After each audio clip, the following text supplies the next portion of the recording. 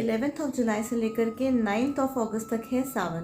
क्या है सावन में पूजा की विधि, कैसे हमें शिव जी की पूजा करनी चाहिए, क्या पूजा करने से किस फल की प्राप्ति होती है। मैं हूँ एस्ट्रोलॉजर सोनल। आज मैं आपको बताऊंगी क्या है सावन की पूजा की विधि। शिवलिंग पे हमें क्या अर्पित करना चाहिए। सबसे पहले तो है जल, गंगा जल, दूध है, अक्षत है, भांग है, धतूरा है, चंदन है, सफ़ेद फूल है, घी है, शहद है। ये सब चीज़ें हमें शिवलिंग पर अर्पित करनी चाहिए, हमें चढ़ानी चाहिए। शिवलिंग पर गंगा जल चढ़ाने से सारे पापों का नाश होता है, मन शुद्ध होता है और मोक्ष की प्राप्ति होती है। दूध चढ़ाने से हमें मानसिक शांति, मतलब दिमाग की हमें शांति मिलती है।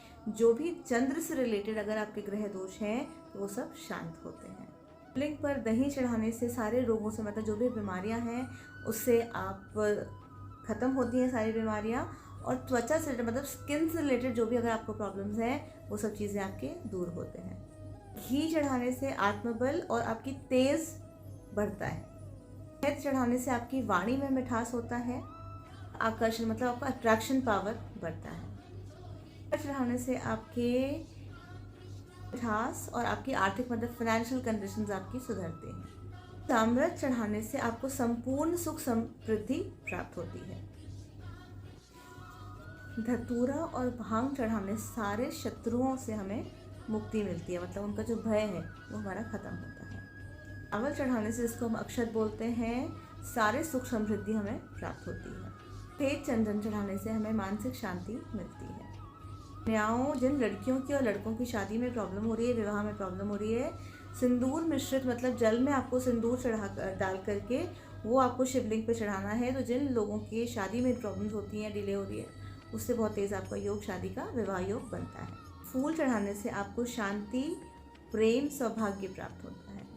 कंठ का जो फूल होता है अगर मिलता है तो उससे अध्यात्म की प्राप्ति होती है।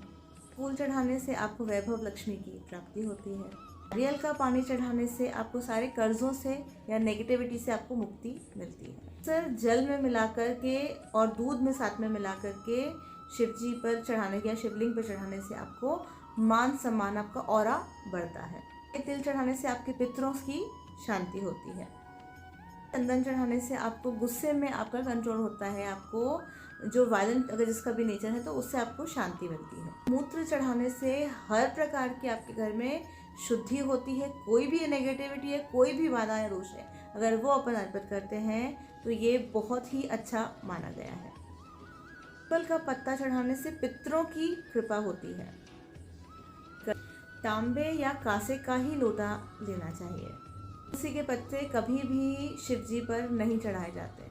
गेहूं चढ़ाने से वैवाहिक सुखों की प्राप्ति होती है। काले तिल चढ़ाने से पितरों का दोष जो वो दूर होता है। घी का दीपक जलाने से घर की पवित्रता बढ़ती है। अनार का रस चढ़ाने से घर की जो भी नेगेटिविटी है वो सब दूर होती है। गन्ने का रस चढ़ाने से आपको फाइनेंशियली आपको बहुत बहुत लाभ होता है। चढ़ाने से आपको शत्रुओं से विजय प्राप्त होती है।